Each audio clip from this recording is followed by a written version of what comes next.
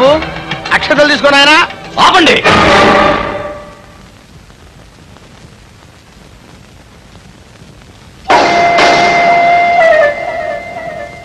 ఈ తెర దించండి. ఏమిటి బాబు? దేన్నైతే చూసి అసహించుకుని దూరంగా తొలగిపోతారో, బిచ్చమెత్తుకునే ముష్టివాడు సైతం భయపడి పారిపోతాడో అంతటి భయంకర రోగం ఉన్న ఈమెను నేను పెళ్లి చేసుకోవాలా? ఈ అమ్మాయికి కుష్టు కుష్టు కుష్టు కుష్టు కుష్టు.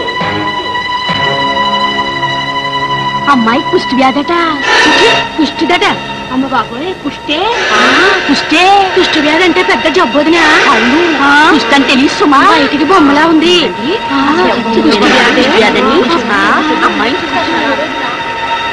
నాన్న, ఆ అమ్మాయి నువ్వు అనుకున్నట్టు మేలిం బంగారం కాదు, అంతా మేకప్. ఆ మేకప్ తీసి చూపించమనండి, అసలు రంగు బయటపడుతుంది.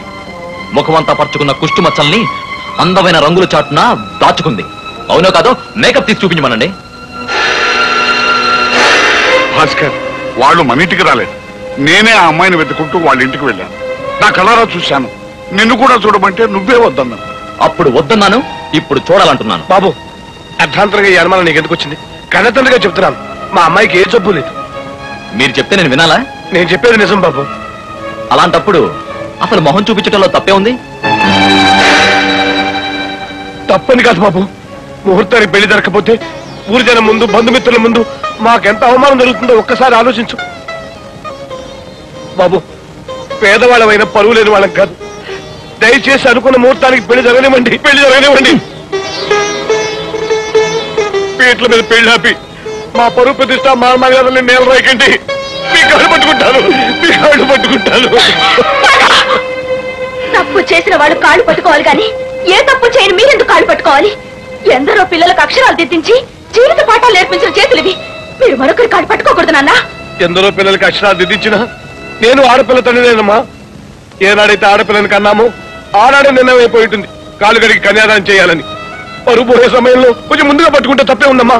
కాళ్ళు కడిగి కన్యాదానం చేయటం సాంప్రదాయం, ముందుగా కాళ్ళు పట్టుకోవడం అవమానం. కన్న తండ్రిగా మీ ఆవేదన నాకు తెలుసు నాన్న, కానీ నా కోసం మీరెందుకు అవమానపడాలి? ఈయన అనుమానం నిజం కాదని నేను ఇప్పుడే నిరూపిస్తాను.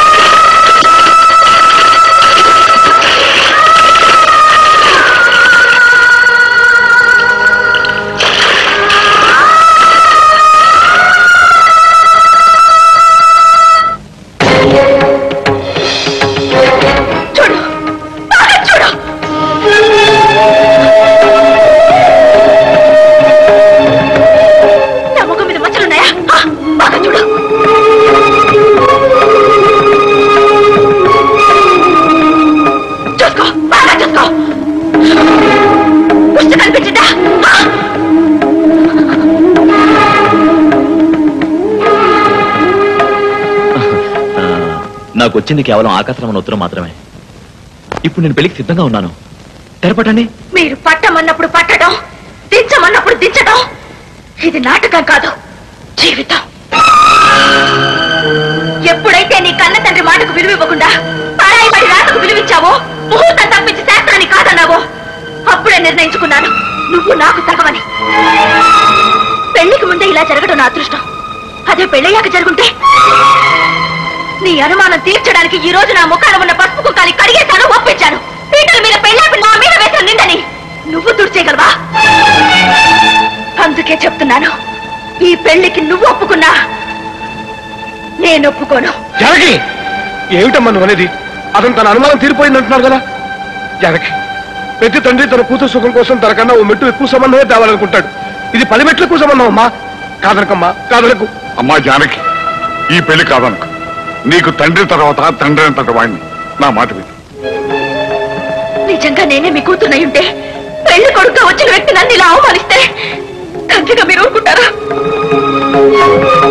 కన్న తండ్రినే నమ్మనివాడు కట్టుకున్న దాన్ని మాత్రం ఏం నమ్ముతాడు? పెళ్లికి ముందే అనుమానించి నిలదీసిన వాడు రేపు పెళ్లి అయ్యాక మరో ఉత్తరం వచ్చిందని నన్ను అనుమానించి నిలదీస్తే నిప్పుల్లో దూకడానికి నేను ఆనాటి సీతను కాదు, ఈనాటి జానకిని. కుష్ఠరోగం ఉందన్నాడు,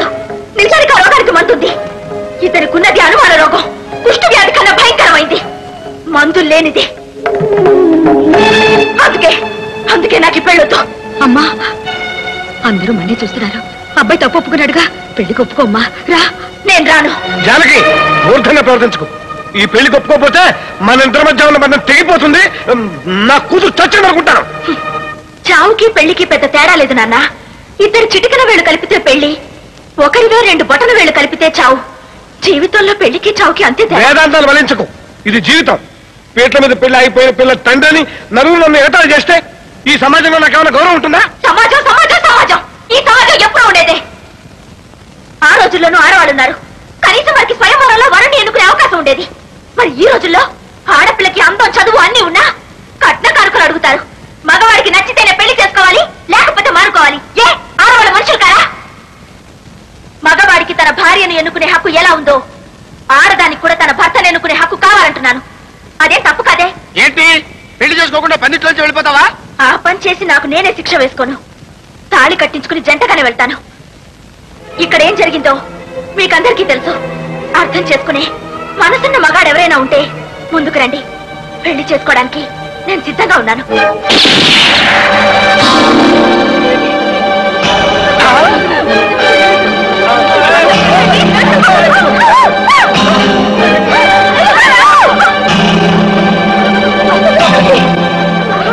ఎవడొస్తాడో ముందుకు రండిరా. ప్రతి బియ్యపు గింజ మీద తినేవాడి పేరుంటే నా తుపాకీ తోటాల మీద చచ్చేవాడి పేరుంటుందిరా. రండిరా ముందుకు.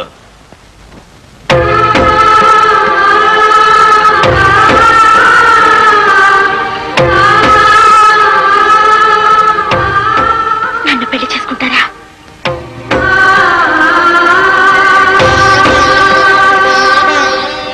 మిమ్మల్ని అడిగేది.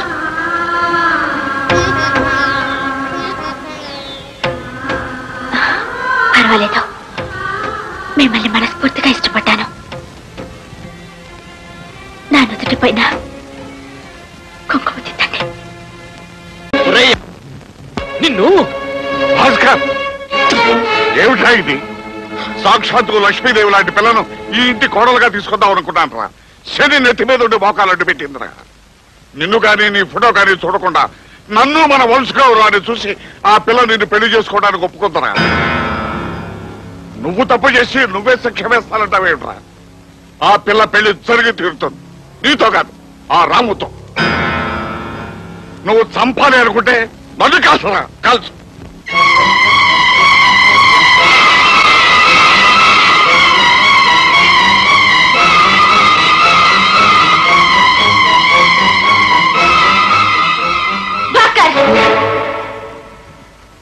నువ్వే చెప్పావుగా ప్రతి బియ్యపు గింజ మీద తినేవాడి పేరు రాసుంటుందని.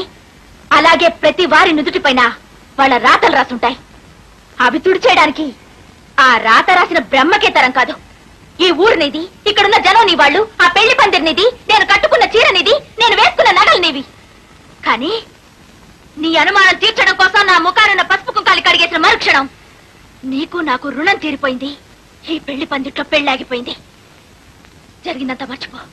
ఒక స్నేహితురాలుగా అడుగుతున్నాను, ఈ అక్షంతలు తీసుకుని మమ్మల్ని ఆశీర్వదించు.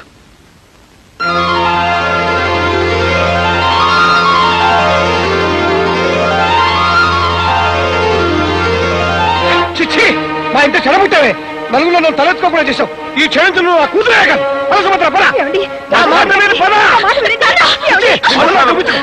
మాస్టారు,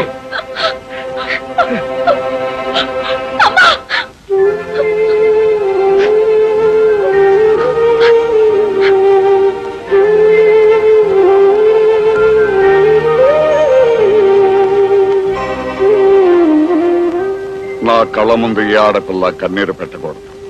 అది అరిష్టం. అమ్మా, ఎంతో ఆశతో నిన్ను ఈ ఇంటి కోడలుగా చేసుకుందాం అనుకున్నాను. నాకు ఆ అదృష్టం లేకుండా పోయింది. ఇక నుంచి నిన్ను నా కూతురుగా చూసుకుంటా. ఇప్పుడు నువ్వు ఈ ఇంటి ఆడపడిచి కాళ్ళు కడిగి కన్యాదానం చేస్తాను. వారమ్మ. జానకి, ఇళ్ళలగ్గానే పండగ కాదు. ఈ ఊర్లో నన్ను కాదని వాడితో తాళి కట్టించుకుని నువ్వు ఎలా కాపురం చేస్తావో నేను చూస్తాను. నీ పొగరంతా అణచి నిన్ను నా కాళ్ళ దగ్గరికి వచ్చేలా చేస్తాను. అంతవరకు ఈ కంకణం విప్పను.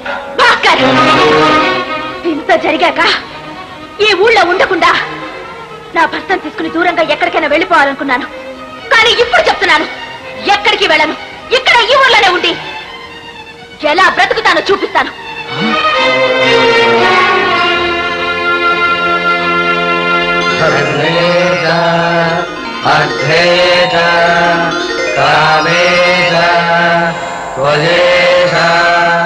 నాతి చరితవ్యా